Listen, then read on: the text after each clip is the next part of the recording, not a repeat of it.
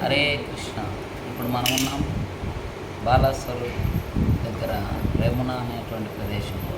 ఇక్కడ కిర్చోర్ గోపినాథుడు ఒక ప్రత్యేకమైనటువంటి వీళ్ళతోటి గోపీనాథ్ భగవానుడు ఉన్నాడు ఇక్కడ.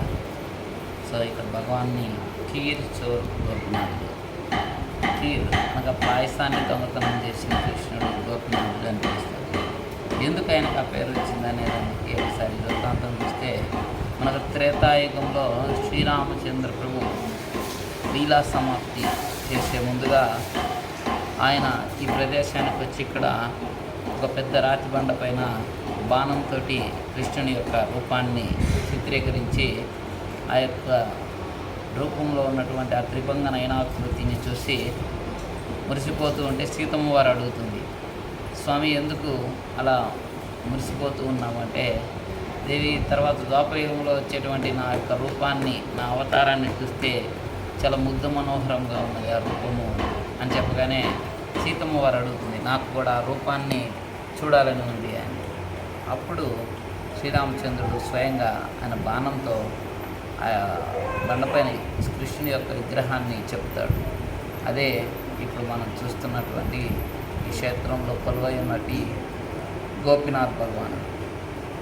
అయితే ఆయనకు ఎందుకు కీర్చోరుడు అని పేరు వచ్చిందంటే, ఒకసారి చైతన్య మహాప్రభు యొక్క గురువు ఈశ్వరపురి, వారి గురువు అయినటువంటి మాధవేంద్రపురి బృందావనంలో గోపాలుడు అనేటువంటి కృష్ణుడిని పూజిస్తూ ఉంటే, ఆ గోపాలుడు చెప్తాడు, అయ్యా ఎండాకాలం నాకు చాలా వేడిగా ఉంటుంది, వేడి తట్టుకోలేకపోతున్నాను, కాబట్టి నాకు చందనాన్ని, నీలాచల అడవుల్లో ఉన్నటువంటి చందనాన్ని తెచ్చి నాకు అలంకరించమని చెప్తాడు.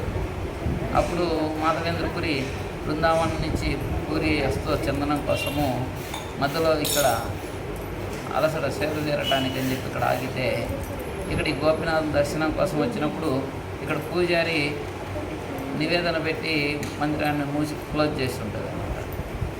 సో మందిరం సమయం అయిపోయాక వచ్చారని చెప్తే ఆయన అయ్యో అని చెప్పి బాధతో వెళ్ళి ఇక్కడ దగ్గరలో ఒక చెట్టు కింద కూర్చొని భజన చేసుకుంటూ ఉంటే, తర్వాత పూజారి ఆ నివేదన అంతా తీసేసి ఆయన యథావిధిగా ఆయన రెస్ట్ తీసుకోవడానికి వెళ్ళినప్పుడు కృష్ణుడు కళ్ళకి వచ్చి చెప్తాడు, అయ్యా నీకు శ్రద్ధే లేదు నా మీద, ఎన్ని కప్పులు పెట్టావు, ఎంత తీసుకున్నావు అనేటువంటి విషయం కూడా చూడకుండా నువ్వు మందిరాన్ని క్లోజ్ చేసి ప్రశాంతం పడుకున్నావు అని అంటే, ఏమైంది స్వామి అంటే, చూడు అసలు ఎన్ని పెట్టావు అని అంటే, చూస్తే ఆయన 8 కప్పుల్లో ప్రసాదం ఆరగింపు చేస్తే 7 కప్పులే వస్తాయి. స్వామి అదేంటి స్వామి అంటే, నువ్వు నా భక్తుడు మాధవేంద్రపురి వచ్చినప్పుడు ఆయనకు దర్శనం ప్రసాదం ఇవ్వలేదు, అందుకే నేను ఆయన కోసం ఒక కప్పును దాచిపెట్టాను, లోపల గర్భాలయంలో నా విగ్రహం వెనక్కున్నది, తీసుకెళ్ళి అది మాధవేంద్రపురికి అందజేయండి అని చెప్పగానే పూజారి పరిగెత్తుకుంటూ వెళ్ళి గర్భంలో చూస్తే విగ్రహం వెనక ఒక కప్పు పాయసం ఉంటుందన్నమాట. సో దాన్ని తీసుకెళ్ళి పూజారి అక్కడ మాధవేంద్రపురికి ఇచ్చి ఎన్నో రకాలుగా శరణు వేడుకుంటాడు. అయ్యో ఎంత గొప్ప భక్తులండి మీరు, స్వయంగా మీకోసము మా గోపీనాథుడు ఈరోజు దొంగతనం చేశాడు అని చెప్పగానే అలా ఊరంతా పారిపోయి ఆ రోజు నుంచి నన్ను కీర్చోర గోపనాథుడు అని చెప్పి అనేటువంటి నామంతో పిలుస్తూ ఉండేటువంటి వాడు అన్నమాట. సో అలా మాధవేంద్రపురి అక్కడి నుంచి ఆ ప్రసాదాన్ని స్వీకరించి దర్శనాదులు అయిపోయిన తర్వాత ఇక్కడి నుంచి జగన్నాథ్పురి వెళ్ళి ఆ యొక్క గోపి చందనాన్ని తీసుకొని తిరిగి మార్గంలో వస్తూ ఇక్కడ దర్శించుకోవడానికి ఇక్కడికి వచ్చినప్పుడు బృందావనంలో ఉండేటువంటి ఆ గోపాలుడు చెప్తాడు, నాకు ఆ గోపీనాథుడికి ఎటువంటి వ్యత్యాసం లేదు, ఈ చందనాన్ని అక్కడే గోపీనాథుడికి అలంకరించేసేయండి, నాకు వేడి తగ్గుతుందని చెప్పగానే మాధవేంద్రపురి వారు ఆ చందనం మొత్తాన్ని ఇక్కడ గోపీనాథుడికి అలంకరింప చేయడం జరుగుతుంది. సో ఆ రోజు నుంచి ప్రతి గౌడీ వైష్ణవ సంప్రదాయంలో ప్రతి మందిరంలో కూడా ఆ చందన అలంకారాన్ని ఎండాకాలంలో జరుపుకోవడం ఆనవాయితీగా వస్తుంది.